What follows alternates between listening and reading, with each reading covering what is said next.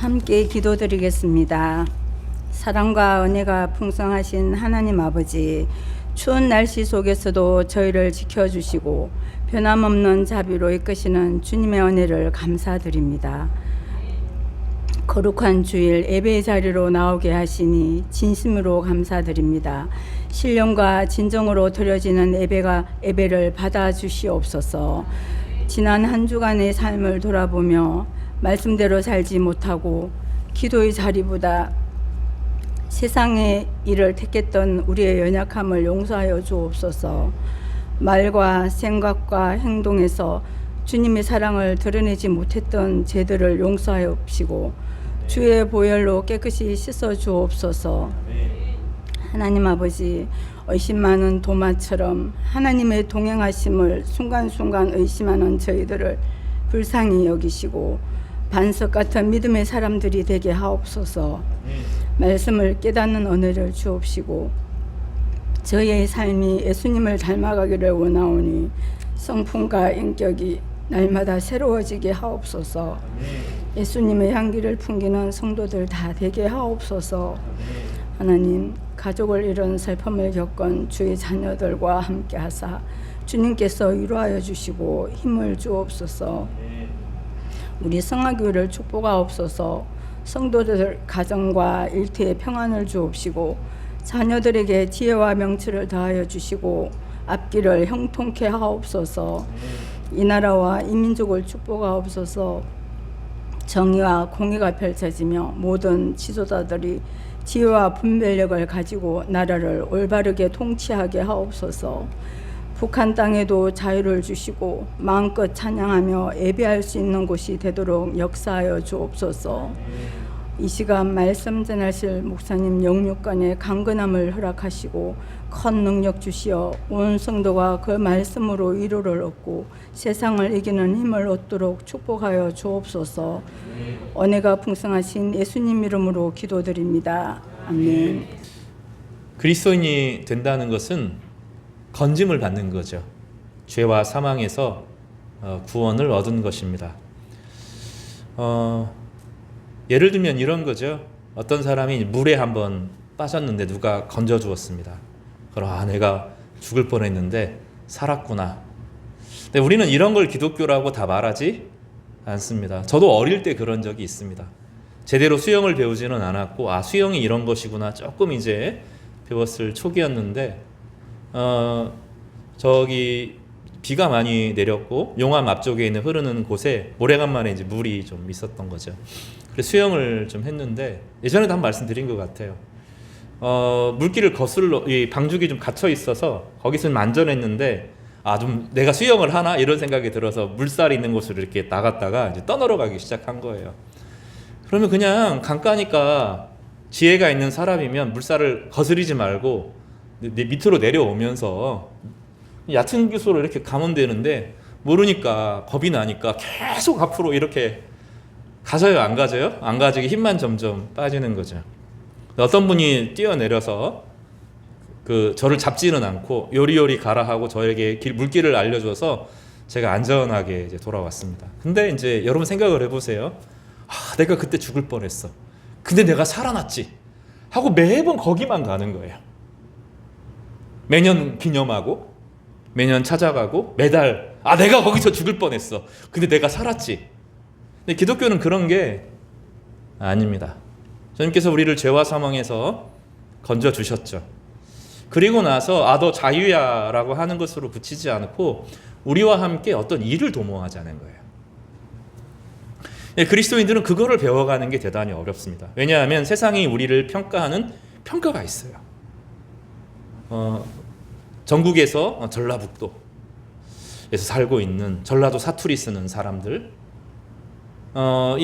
또 다른 지역들은 다 사는데 전라도만 가난한 것 같고 그런 지역에서 살고 교육도 못하는 곳에서 살아가고 이런 경제도 안 되고 전라도 사람, 여자들이면 여자로 살아가는 서름들이 다 어릴 때부터 있었죠. 그런 서름들이 있고 또 공부에 대한 평가가 있고 또 외모에 대한 평가가 있습니다. 나름대로 다 평가들이 있고 우리가 얼마나 중요한지를 실제로는 잘 몰라요. 저도 오래 걸립니다. 내가 인생에서 하나님이 나를 귀하게 여기고 소중하게 여길 뿐만 아니라 내 기도를 통해서 역사를 이루어 가겠다라고 하는 것을 깨닫고 나의 말 한마디, 나의 기도 하나가 참 중요하구나 하는 것을 알아가는데 너무나 오랜 시간이 걸리고 있어요. 그럼 성경에서는 끊임없이 그걸 말합니다. 상황과 환경과 조건에 상관없이 너에게 하나님께서 말을 맡겼고 너와 내가 언약을 할 거고 너는 언약에, 이거 성경에서는 담지자라는 표현을 쓰는데 내가 너와 언약을 하고 이 언약을 통해서 너의 가정과 너의 사회와 너가 속한 모든 일들을 바로잡고 그 안에서 결국은 복을 이룰 것이다 라고 하는 하나님의 원대한 계획이 성경 전체의 메시지입니다. 그러니 예수께서 우리를 구원하셨다, 내가 주님으로부터 구원받았다 하는 사실과 더불어서 내가 하나님 앞에 얼만큼 존귀한 자인가를 알아가는 거죠. 내가 죄를 지으면 이 죄 때문에 하나님께서 벌을 받기 때문에 죄를 안 짓는 것이 아니라 내 시간과 마음을 아껴서 하나님과 대결하고 하나님께 기도하고 하나님의 음성을 분별하고 그 뜻대로 살아내면서 의미 있고 가치 있는 인생, 진실로 복이 되는 인생을 살고자 시간을 아끼는 거죠. 청년들이 술을 끊어야 되는 이유가 있습니다. 왜 그렇죠? 우울할 때 술을 한 번, 두 번 마시면 인생을 우울함에 맡기게 되고 분위기에 맡기게 되는 겁니다. 그러면서 사람들이 하는 말이 내 안에 들어오고 세상의 말들이 내 안에 들어오기 때문입니다. 그래서 때로는 이 부분을 멈춰야 되는 거죠. 몸을 아껴야 되기 때문에 그렇습니다. 담배를 끊어야 되는 이유는 죄라고 막 이런 문제가 아니라 펴야 정상이 되기 때문입니다. 제가 수학 강사, 일타 강사라고 하는 어떤 강사의 얘기를 들은 적이 있는데 그 사람도 이제 아주 유명한 강사로서 뭐 날고 기고 돈도 엄청 많이 버는 사람인데 어느 날 담배를 끊었다는 거예요. 왜 끊냐 하니까 담배라는 게 사람이 스트레스를 잠깐 풀어주는 것처럼 보이지만 그게 아니라 담배를 피면 정상이 된다는 거예요. 정상. 흩어졌던 마음들이 정상이 되는 느낌을 갖는다는 거죠. 그럼 그전에는 이렇게 담배를 한번 피기 시작하면 니코틴이 빠지기 시면 이 뇌의 고리들, 신경망들이 느슨해지고 흐려진다는 거죠. 그럼 담배를 피면 이게 정상이 된다는 거예요. 그러면 뭔가 살아난다는 느낌이 드는 거죠. 근데 그 정상이 뭐죠? 평상시 정상인 담배를 안 피는 사람들은 원래 그 마음대로 살아가는 건데 그 수준에 이르려고 담배를 핀다는 거예요. 그걸 알고 수학 강사 입장에서 계산이 안 되니까 끊었다는 겁니다. 무슨 얘기를 하려고 하냐면 그거를 하면 하나님께서 술을 마시면 하나님께서 벌을 내리고 담배를 피면 하나님께서 벌을 내리시기 때문에 술을 마시지 않고 담배를 피는 게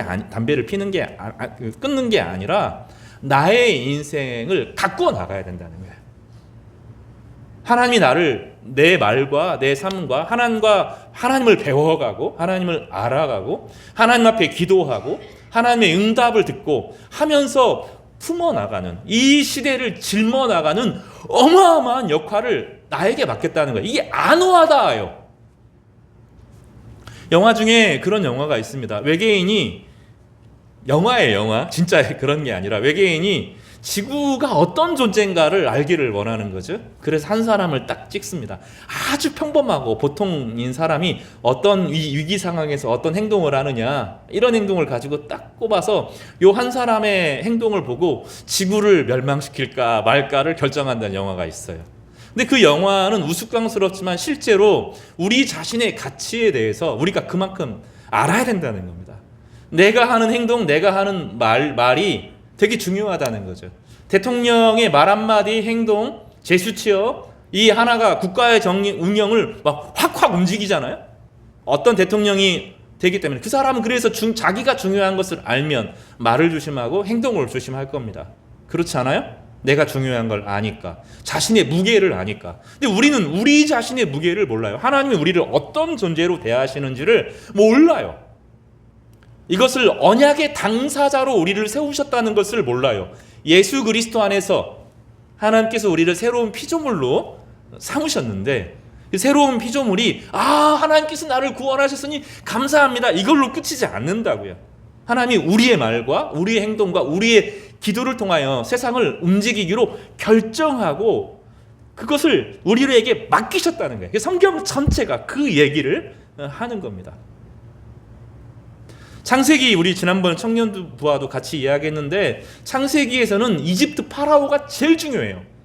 이집트 파라오가 세상 전체를 중요하고 그의 말 한마디로 따라서 그 세계의 역사가 왔다 갔다 하는 겁니다. 그런데 창세기의 이야기를 처음 들었던 사람은 이집트 노예들이었다고요. 그 노예들에게 무슨 얘기를 해요? 파라오가 역사를 결정하는 게 아니야. 아담이야, 아담이 너희들은 아담의 후손이야. 하나님이 이스라엘과 언약을 맺었고 아담과 언약을 맺었는데 아담은 평범한 사람이야. 그냥 하나님께서 만든 흙으로 만든 사람이야. 그런데 그 아담의 결정에 따라서 온 우주의 운명이 결정되는 거야. 노아 한 사람의 말에 따라서 우주가 결정돼. 지구의 역사의 운명이 결정되는 거야. 너희는 언약의 당사자들이야. 그 얘기를 하는 거죠. 그래서 출애굽기 19장 제가 예배 때 이제 19장을 읽었는데 19장에 그 얘기를 하는 거죠. 너희는 하나님의 백성이다. 너희는 거룩한 제사장이다. 그 얘기를 하는 겁니다.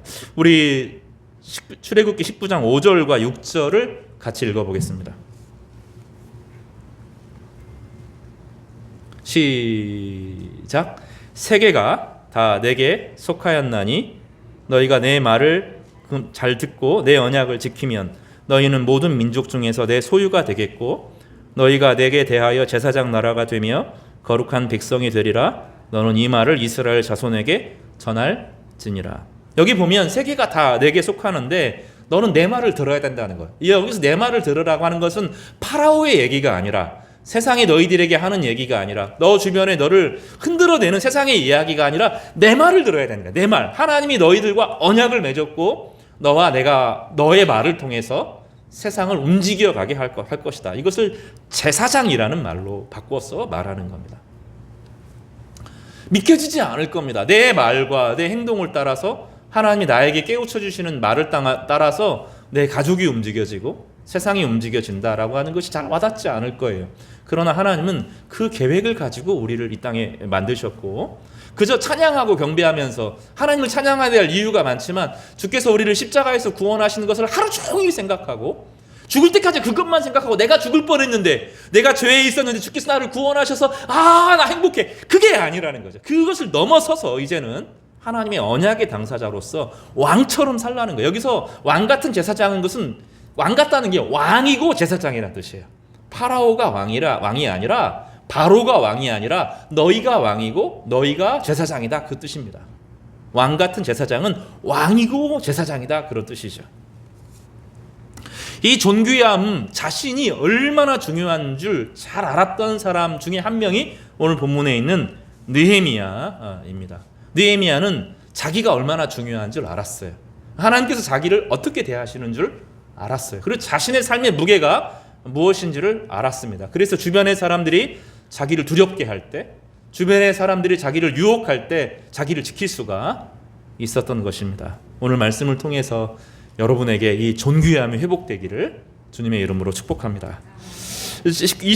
오늘 느헤미야 6장은 그렇게 시작돼요. 이제 성벽이 점점점 쌓여가고 있습니다. 느헤미야가 여기까지 오는 과정은 쉬운 과정이 아니었어요. 한때는 잘 나가는 왕의 관원이었습니다. 아마 그런 기록을 남길 수 있을 거예요. 왕에게 술을 제일 잘 따랐던 관원, 이런 거. 관원 중에서 내시 출신인데 왕에게 신유를 받아서 높은 지위에 이른 최고의 권력자 옆에서 그의 기분을 맞춰줄 수 있는 최고의 능력을 가진 사람, 이런 칭호를 얻을 수도 있었을 거예요. 느헤미야는 하나님께 기도하면서 고난을 당하기로 결심합니다. 그리고 자기가 어려움에 빠져있는 자기 백성에게로 내려갔습니다. 절망과 좌절에 빠져있는 사람들과 대결하면서 그들을 일으켜 세우는 것이 느헤미야의 첫 번째 일이었습니다. 여러분, 한 번 우울감이 자기를 지배하기 시작하면 그거는 한 번이 아니라 수많은 감정 가운데서 켜켜이 쌓여서 그것이 자기를 지배하는 거죠. 이것은 수행입니다. 수행. 죄를 짓는 것은 죄를 한 번 짓고 두 번 지으면 몸이 거기에 익숙해져요. 죄도 수행의 과정이 있어요. 그 탁구를 제가 요즘에 치잖아요. 근데 어떤 사람이랑 탁구를 치는데 그 어릴 때 몇 달 선수 생활을 한 친구들이 있어요. 그런 친구들을 지금 뭐 저희 교회에는 그런 분들은 없는데 그런 친구들이 있다고요. 그러면 이 분들은 처음에 몇 게임을 하게 되면 그동안 많이 열심히 치는 사람들이 이기죠. 근데 몇 게임 하고 나면 금세 져요. 어릴 때 배웠던 수행을 하는 거죠. 맨날 그 과정을 겪었던 사람을 이길 수가 없어요. 축구도 그렇고 농구도 그렇고 한 번 몸에 익숙한 사람을 이겨낼 수가 없어요. 죄가 그래요. 죄를 한 번 짓고 두 번 짓고 술을 한 번 마시고 담배를 한 번 피고 하면 몸이 익숙해져요. 몸이 거기에. 그래야 몸이 편해지는 것 같아요. 죄를 지어야 몸이 편해지고 단지 술, 담배만 말하는 게 아니라 그것이 익숙해집니다. 거짓말도 삶도 그게 내 몸의 일부가 되는 거예요. 일부가. 근데 슬폐감도 그래요. 우울감도 그래요. 나는 안 되는구나. 절망이라고 하는 것은 오랜 수행의 과정을 통해서 나는 이런 존재구나 자기가 받아들여지는 겁니다. 이스라엘 사람들이 예루살렘에서 무너져 내리고 성벽을 쌓지 못하는 것은 그들의 마음 상태하고 관계가 있어요. 성벽이 있으면 얼마나 안전한 줄 알겠어요. 근데 안 되는 거예요. 안 돼. 그럼 마음이 무너져 있는 겁니다. 마음이 무너져 있는 사람을 영화에서 보면 어떤 재밌는 사건 하나를 통하여서 재밌는 깨달음을 하나를 통하여서 확 일어나요. 사람들이. 근데 실제로는 안 그렇습니다. 왜냐하면 사람은 각오와 결단으로 변하는 존재가 아니기 때문에 그래요. 왜냐하면 각오와 결단은 머리에서 일어나는 거죠. 그러나 우리 몸이 있죠. 몸은 우리 몸에 배어 있는 거죠. 감정은 몸의 상태입니다. 머리 상태가 아니라 몸에서 오는 겁니다. 몸에서. 감정은 몸이 지배하는 거예요. 그 몸이 우리를 무너뜨리죠. 너는 안 돼라고 우리를 잡아 끌어내는 아주 강력한 중력과 같은 힘이 있습니다. 뭐든지 중력이 몸에 떨어지는 것처럼 가만히 두면 떨어지잖아요. 그렇지 않아요? 그러니까 내가 착하게 살아야지, 내가 기쁨으로 살아야지, 소망을 가지고 살아야지 해도 가만히 두면 어떻게 돼요? 떨어지는 거예요. 술 안 마셔야지 떨어진다고요. 다시 또 마시고 있다고요. 담배 그만 피워야지 또 피고 있다고요. 또 우울해야지 또 기쁘게 살아야지 또 떨어진다고요. 이게 우리의 본성이라고요. 실패에 젖어든 사람, 이 마음이 무너진 사람들이 일으키는 것은 정말로 어려운 거예요. 용기도 필요하고 각오도 필요하고 구조적인 도움이 필요한 거죠. 느헤미야가 그걸 다 해냅니다. 마음으로 공감하고 하나님이 함께 하신 것을 일하고 사람들의 팀을 만들고 같이 으쌰으쌰하게 하고 이런 모든 과정을 통해서 사람들의 마음이 일어나죠. 엄청난 일을 한 겁니다. 첫 번째 일이 사람들의 마음을 일으키는 것이었어요. 두 번째는 뭐였어요? 사람들 마음 가운데 있는 분열과 근원이 되었던 돈의 이 이자 문제를 정리하면서 그들이 하나가 되도록 만듭니다. 이거는 구조적인 거죠. 구조를 바꾸는 건 또 대단히 어려운 일입니다. 느헤미야가 그걸 합니다. 성벽을 쌓아가면서 서서히 성벽이 완성이 되어갑니다. 적군 입장에서도 기회가 없었던 건 아니에요. 그냥 힘을 모아서 확 쳐들어가면 됩니다. 지금도 기회가 없는 건 아니에요. 아직 성문이 있지 않은 상태였습니다. 성문이 없는 성은 그냥 허수아비가 같아요. 그냥 들어가면 됩니다. 힘을 모아서 쳐들어가면 되는데 상대방 악한 사람들도 용기를 내지 못했던 거죠. 하다가 이제 점점 견고해지는 거죠. 그래서 그들이 꾀를 냅니다. 두 가지의 계책을 쓰는데 첫 번째로는 너 위험하다. 우리 따로 만나자. 너가 지금 오해를 받고 있다. 페르시아의 왕이 너를 의심하고 있다. 네가 왕이 되려고 한다는 소문이 바닥에 퍼져 있다. 이거 소문을 냅니다. 그래서 따로 만나자. 그리고 회유를 하는 거죠. 너 우리 편 해라. 그러면 왕처럼 살자. 다른 총독들이 했던 것처럼, 다른 왕족처리 했던 것처럼 우리 왕처럼 살면서 거느리고 살자. 너 떵떵거리며 살아. 그 얘기를 계속 하는 겁니다. 편지를 4번이나 보내는데 안 통하죠. 느헤미야가 보지를 않습니다. 그러니 어떻게 합니까? 이제 편지를 하나 보내는데 봉하지 않은 편지를 보냅니다. 옛날에 이렇게 빳빳한 종이가 있지는 않았어요. 그러니까 파피루스나 나무를 잘 이제 10개 해가지고 거기다 이제 편지를 쓰는 형식으로 이때까지는 이루어지거나 혹은 양피지로 글을 썼을 겁니다. 이 양피지로 글을 쓰는 게 되게 비싸기 때문에 편지를 하나 보내는 게 어려워요. 편지를 보낼 때 보통 밀랍을 봉하고 밀랍으로 찍은 다음에 그 다음에 인장을 찍어서 못 보게 만듭니다. 근데 편지가 누출되도록 일부러 만들어요. 시종이 가서 읽어볼 수 있도록. 본문에 보면 아주 교활한 계획을 세우죠. 그래서 읽어보게 하면서 시종이 읽어보면서 소문이 나겠죠. 그 소문이 뭐예요? 느헤미야가 페르시아의 왕의 총애를 받는 게 아니야. 느헤미야가 지금 쫓겨난 거야. 그리고 여기서 왕이 되려고 사람들을 모으고 있어. 느헤미야랑 함께하면 배반자가 돼서 페르시아가 쳐들어와서 죽일 거야. 요 얘기를 하는 거죠. 그거를 느헤미야가 딱 알아챕니다. 두 가지가 다 가능하죠. 어떻게 알아챘을까? 하나는 하나님께서 지혜를 주셨을 겁니다. 두려움에 사로잡히면 마음속에 자존감이 없으면 하나님이 나를 사랑하고 나를 향한 한 계획과 목적이 있어라고 하는 명확한 신념과 믿음이 없으면 불안하고 주변의 말에 휘둘리게 됩니다. 그런데 하나님 안에서 나는 하나님의 뜻대로 하고 있다라고 하는 확신이 있을 때 사람은 용기가 주어지는데 그 용기가 그에게 있었던 것입니다. 그리고 하나님께서 지혜와 명철을 주셔서 산발락과 도비야가 어떤 사람인지를 알게 하고 그들의 계책을 깨우쳐 주셨습니다.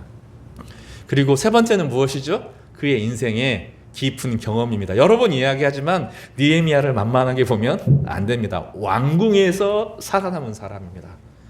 왕궁의 그 수많은 계획 가운데 그 자기를 모략하는 수많은 사람들 안에서 그 권력의 암투 속에서 살아남는 거는 이건 보통 사람이 아니죠. 그 수많은 일들을 겪으면서 사람들을 아는 거죠.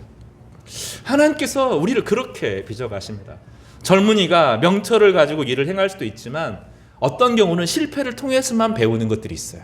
실패하고 알아야 그 과정을 통해서만 알아가는 것들이 있어요. 머리로 알 수 있는 것이 아니고 직관으로 알 수 있는 것이 아니라 몸을 통해서 배우는 과정이 필요한 겁니다. 그래서 하나님께서는 때로 어떤 사람은 빠른 길을 주시지만 어떤 사람은 돌아가게 하시죠. 시간이 더 걸리기도 합니다. 전혀 두려워할 필요가 없습니다. 하나님은 나를 아시기 때문에 그 길로 인도하시는 거예요. 그래서 시간이 늦고 더디고 이런 게 없어요.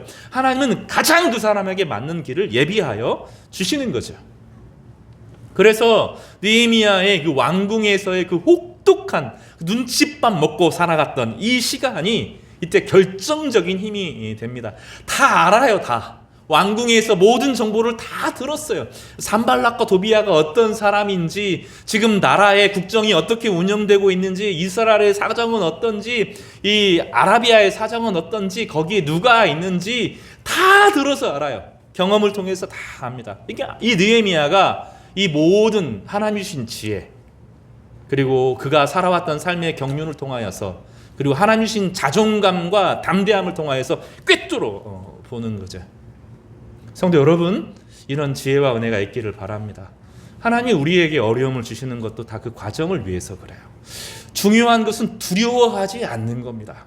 오늘 본문에 보면 느헤미야가 두 번의 기도를, 이 6장에 두 번의 기도를 드리는데 두려워하지 않게 해주십시오라는 기도예요. 하나님이 우리에게 맡기신 일이 있고 우리가 해야 될 몫이 있어요. 우리의 기도를 들으셔야 움직이는 것이 있고 우리를 통해서 하시고자 하는 일들이 있어요. 우리가 아니면 안 되는 일들이 있어요. 근데 하나님은 세상은 우리를 하여금 흔들어 댑니다. 너는 아무것도 아니야. 너는 그냥 세상에 너가 사라져도 너는 그냥 부속품의 하나에 불과하고 너 하나 없어도 세상은 아무렇지도 않아. 안 그래요. 여러분의 기도가 분명히 일하는 그 지점이 있어요. 내가 해야 될 말과 행동의 결과들이 분명히 있어요. 드러나지 않아요. 그러나 이 느헤미야의 인생을 보면 그가 그토록 주눅들고 그 궁궐에 들어가서 그 모든 소름 다 당하고 그 모든 과정을 통하여서 그가 배운 것들이 있는 거죠. 그가 해야 될 몫이 있었던 것입니다. 그래서 느헤미야는 주저하지 않습니다. 안 갑니다. 너희들이 그렇게 흔들어 봐. 나 안 흔들려. 딱 다짐하고 기도로 이 부분을 딱 이겨냅니다. 느헤미야 6장을 좀 다시 읽어보면 같이 읽어보겠습니다. 6장 9절입니다. 9절이 대단히 중요한데 같이 읽어보겠습니다. 시작. 이는 그들이 다 우리를 어떻게 해요? 두렵게 하고자 하여 말하기를 그들의 손이 피곤하여 역사를 중지하고 이루지 못하리라 함이니라. 이제 내 손을 힘있게 하옵소서 하였노라. 우리는 주눅들어서 못하면서 겸손하다고 착각해요. 아니에요. 여러 번 이야기하지만 성경에서 한 달란트 받은 자가 아무것도 안 하고 나서 나는 용기가 없어서 그랬어요 라고 말할 때 그거 은행에라도 넣어놓지. 주님께서 주인이 그러잖아요. 아니에요. 주님은 그때 내가 십자가의 구원에 감격 받았어요, 나를 용서하셔 감사, 거기로 멈추지를 않기를 바라시는 거죠. 주눅들어 있으면 안 돼요. 그러니 자꾸 술 먹지 말라는 거예요. 술 먹고 우울할 때 술 한 잔 먹으면 그게 내 감정이 돼요. 한 번, 두 번, 세 번 먹으면 습관이 돼요. 그렇게 해야 내 인생이 좀 편해지는 것 같아요. 아니에요. 우울할 때, 슬플 때 절대로 손대서는 안 되는 게 술이에요. 그것에 의지해서 사람들과 왁자지껄 하면 안 돼요. 하나님이 그 시간에 나에게 말하시려고 하는 기도가 있으면 어떠려고요? 하나님 나를 깨우쳐 주려고 하는 중요한 순간이 그 순간에 임할 수도 있거든요. 그러면 안 되는 거죠. 그래서 성령 충만하라고 하는 겁니다. 느헤미야는 자존감이 있었어요. 그리고 뭐라고 말하죠? 세상은 나를 두렵게 하는구나. 이것이 세상의 중요한 속성입니다. 너는 무가치하고 너는 무의미하고 너 하나 없어도 세상은 아무렇지도 않아 라고 말하는 것이 세상의 방식이에요. 그래서 우리를 향하여 끊임없이 두려움을 줍니다. 여러 번 이야기하고 또 우리가 성경 암송을 시작하면서 읽었지만 하나님께서 우리에게 주신 것은 두려워하는 마음이 아니에요. 능력과 사랑과 그것을 해낼 수 있는 힘을 주시는 것이 하나님입니다. 하나님은 우리와 동행하시면서 우리로 하여금 능력 있게, 힘 있게, 재미있게, 기쁘게, 가치 있게 인생을 살도록 하는 거예요. 제 최고의 컴플렉스가 뭔지 아세요? 모르시. 제가 키 작은 거, 옛날에는 키 작고 얼굴 새카맣고 이런 게 컴플렉스였는데 지금은 그런 컴플렉스는 없어진 지 오래됐고요. 하나의 컴플렉스가 뭐냐면 재미가 없다는 거예요. 재미가. 그 친구들 보면 막 재밌는 친구들이 있어요. 같이 있으면 막 기쁘고 즐겁고. 요즘에는 그게 제일 좋은 은사인 것 같아요. 우리 안에 위트가 있는 거, 재미가 있는 거. 이게 위트는 우리나라 정서가 아니에요. 원래 위트라고 하는 것은 유럽 정서인데 세상이 어려워도 하나님께서 함께 하신다라고 하는 신념 가운데 그 분위기를 밝게 하는 이야기를 하는 게 위트거든요. 우리 문화는 진지하고 진중해서 별로 표시가 안 나게 가만히 있는 게 능력이죠. 가만히 있고 가만히만 있으면 중간이라도 해. 나대지 마. 이 전주 사람들은 그게 아주 신념이거든요. 나대지 마. 아무것도 하지 마. 이게 우리의 정서거든요. 밖에 나가보면 알아요. 전주 사람들은 나대지 않는 게 최고의 미덕이구나. 근데 성경은 아닐걸이라고 말합니다. 진중한 게 아니라 기쁘고 즐겁게 하나님이 우리 가운데 주시는 것들을 발휘하며 사는 거예요. 기쁘고 감사하게 하나님이 나에게 주신 목표와 비전들을 향하여 나아가여 성취하는 거죠. 하나님이 우리에게 주신 것은 두려워하는 마음이 아니라는 거죠. 근데 지금 느헤미야의 마음을 사람들이 어떻게 하고 있어요? 흔들어 내려고 하는 거죠. 너 왕 배반한 다음에, 왕이 너 싫어한 다음에, 너 여기 쫓겨난 거라며, 차라리 우리 편에 붙어. 내가 너 도와줄게. 내가 왕이랑 친해. 왕 주변에 내가 여러 사람들을 아는, 내가 말 잘해줄게. 그리고 딱 잡히면 딱 죽이려고 하는 거죠. 느헤미야가 안 속아요. 하나님에 대한 자존감, 자기를 이끌어왔던 하나님의 계획, 자신이 얼마나 중요한 사람인 줄 아는 확신이 그를 지키고 이끄는 거죠.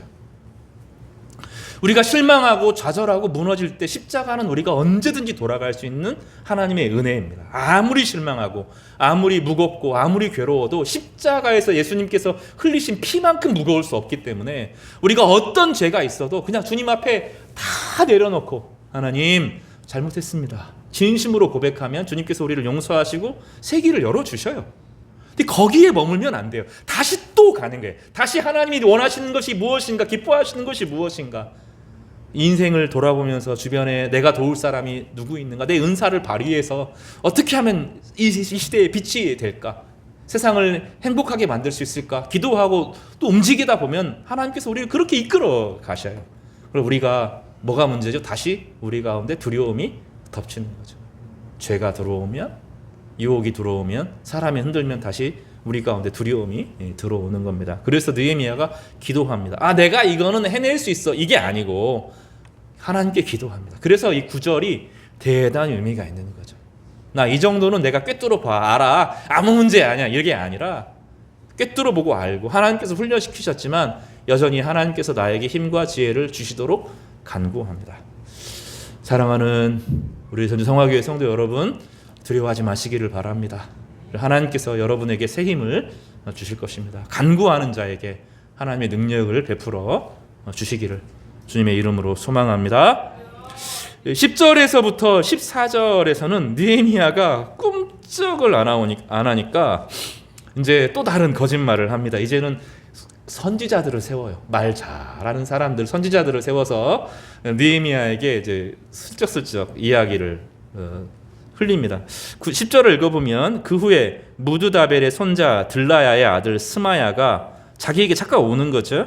내가 그 집에 가니 그가 이르기를 그들이 너를 죽이러 올 터이다. 이제는 안 된다고, 너를 유혹하는 게 안 된다고. 그러니 너를 죽이려고 자객들을 준비했단다. 진짜 준비했겠죠. 그래서 도망가서 저기 성전에 숨어 있어라. 너 오늘 집에 가면 그 닌자들이 와가지고 너를 죽일 거야. 훈련된 자객들이 너를 죽일 거야. 어세션이 와가지고 너를 죽일 거야.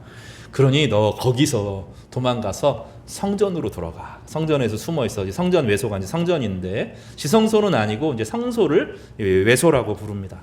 내소, 외소를 나누는데 이제 내소는 지성소를 말하고 성소는 외소를 말하는 거죠. 거기는 제사장들이 매일매일 떡을 하나님 앞에 드리는, 그 떡을 드리는 이유는 하나님께서 우리 가운데 매일에 일용할 양식을 공급하여 주신다라는 믿음을 고백하는 것이죠.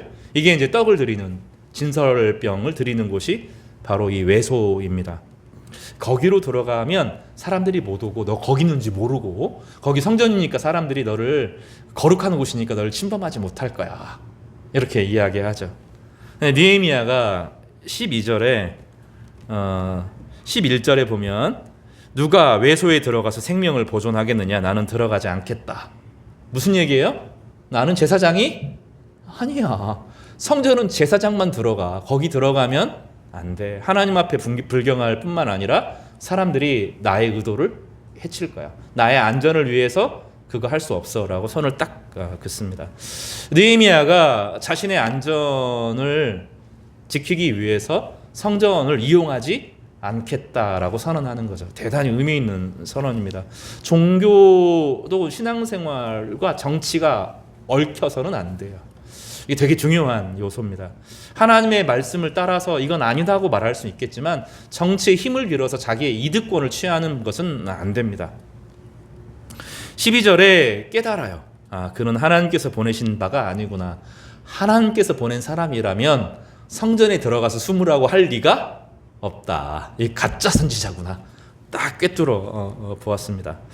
그리고 12절에 도비야와 산발랏에게 뇌물을 받고 내게 이런 예언을 했구나. 가짜 예언자구나 하는 것을 압니다. 우리가 많은 목회자들을 만나고 많은 이단들을 또 만나기도 하고 그러는데 복음이라고 하는 것은 사람의 영혼을 갈취해서 그 사람을 이용해서 이런 게 하는 게 아닙니다. 오늘도 새벽에 세례 요한 설교를 했는데 세례 요한이 뭐라고 말하냐면 예수님은 흥해야 되고 나는 망해야 된다 그랬어요. 이게 모든 설교자들이 가지고 있어야 될 기본 태도입니다. 설교자는 성경으로 세례 요한은 자기를 뭐라고 말하냐면 신랑과 신부가 있는데 신랑과 신부를 잘 행복하게 만들어주는 들러리 친구다라고 말하는 거죠. 결혼식이 있는데 결혼식에 설교자가 영광을 받아요. 막 설교를 막 1시간씩 막 하면서 설교 막 은혜 받도록 설교를 합니다. 될까요? 안 될까요? 별로 안 좋은 거죠. 결혼식에서는 누가 주인공이 돼야 돼요? 신랑과 신부가 드러나야 되죠. 근데 시어머니가 신부보다 막 더 이쁘게 화장을 하고 신부 친구가 하얀색 드레스를 막 입고 막 멋있게 멋진 목걸이하고 그거 꼴불견이잖아요. 근데 많은 목회자들이 자기가 영광을 받아요. 많은 교회들이 자기가 영광을 받아요. 어떤 선지자들이 자기가 기도해줘야 병이 낫는다고 말해요. 다 가짜입니다. 자기가 뭐 나실인이고 자기를 통해서 어떤 일이 일어나야 큰 복을 받는다. 다 거짓말입니다. 하나님이 우리 한 사람 한 사람을 복되게 창조하셨어요. 우리 한 사람 한 사람을 능력 있게 만드셨어요. 하나님이 우리에게 다 은사를 주셔서 하나님과 바른 관계에 있으면 하나님이 우리 길을 분명히 이끌어 주시는 거죠. 느헤미야가 딱 꿰뚫어 봅니다. 아니 선지자가 성전에서 가서 숨으면 네가 안전할 거라고 말해? 이 가짜 딱 알죠. 그리고 13절에도 동일한 말씀을 합니다. 13절도 같이 한번 읽어보겠습니다. 시작. 그들이 뇌물을 준 까닭은 뭐죠? 여기 지금 중요합니다. 시작. 나를 두렵게 하고, 이렇게 함으로 범죄하게 하고, 성전에 들어가서 범죄하게 하고, 악한 말을 지어 나를 비방하려 함이라. 한번 딱 꿰투리 잡으면 너 거기서 성전에 들어갔지, 이 총리 주제, 이렇게 하면서 그를 비방하는 말이 하는 거죠. 핵심 무엇입니까? 두려움을 자극하는 거예요. 여러분, 인생을 살면서 우리에게 끊임없이 사탄이 하는 가장 중요한 시도는 우리를 두렵게 하는 것입니다.